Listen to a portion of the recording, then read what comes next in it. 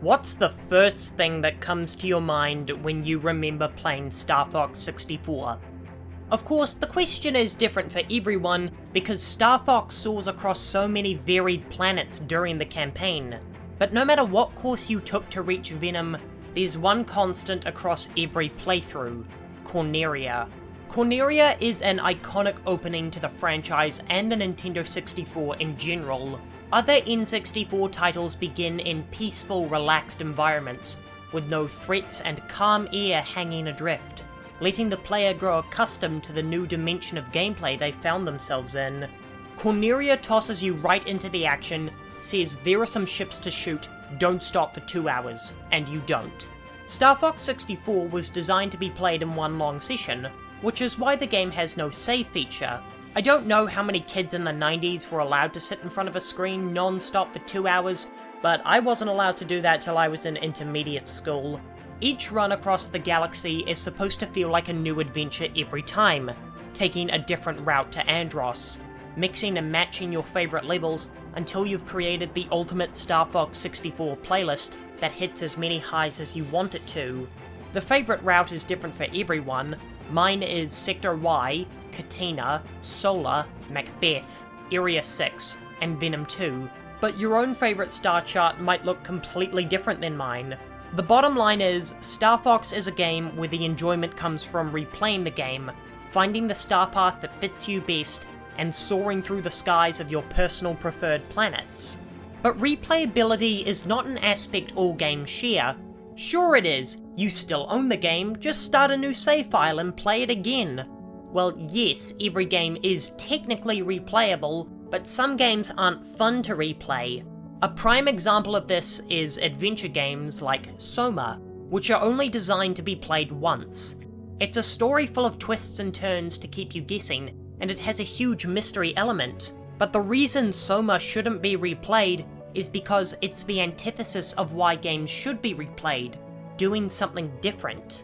There's only one correct answer in Soma, one solution to all the puzzles, and one place that you're supposed to be. Soma is essentially a train ride. It takes you along a predetermined path with predetermined answers to all its predetermined puzzles. Without an element like combat to diversify encounters, Soma is left as a game I never want to replay. Now we come back to Star Fox, and why the game isn't that replayable. Every Star Fox 64 run begins with Corneria, a stage with a predetermined flight path and predetermined enemy spawns. It's entirely uniform until the path splits if you hit the optional objective.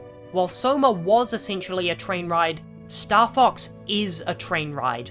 Why would I want to replay a game where the levels will be exactly the same every single time I play them, with absolutely no variety? I wouldn't. The short length of its stages saves Star Fox, so that you'll be quickly progressing across the map, but the game will also lose all of its appeal by the 4th or 5th playthrough.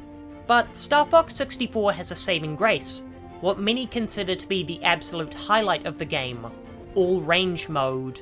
When I asked you what you remember about Star Fox 64 at the start of the video, that was rhetorical. No one remembers fighting Spyborg in Sector X. No one remembers the water level in Arquus.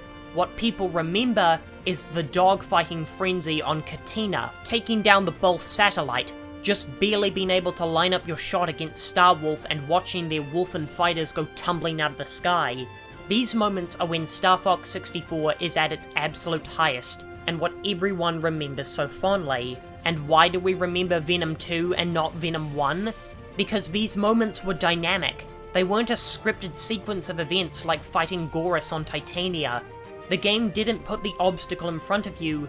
Instead, it was up to you to maneuver the situation correctly and get in the position where you could strike the finishing blow. What's the best moment in the on-rails levels? Many, myself included, would consider it to be rerouting the Forever train into the depot. This is because the game didn't put a glowy spot in front of you for your monkey brain to shoot at. Instead, it required quick thinking and piloting skills necessary to get the Landmaster into position.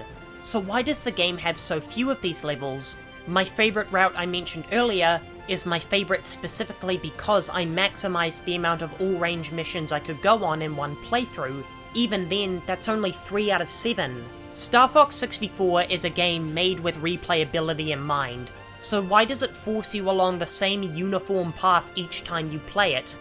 Unfortunately, on-rails games are the antithesis of replayability, but what's more tragic is that Star Fox 64 didn't have to be on rails. Nintendo had already devised a far better alternative that led to more exciting and fun encounters. In addition, the single location nature of the battles meant that it would have been easier to develop for. They even could have made significantly more levels. Star Fox 64 is an all-time classic, and many consider it to be not only the pinnacle of the franchise, but also the on-rails shooter genre. But there's a reason Star Fox has been dead for several years now, and there's a reason there aren't any other AAA on-rails shooters. It's because the genre isn't replayable, despite the efforts developers made to rectify that problem. Star Fox 64 is the best on-rails shooter I've played in my life, but it shouldn't have even been one in the first place.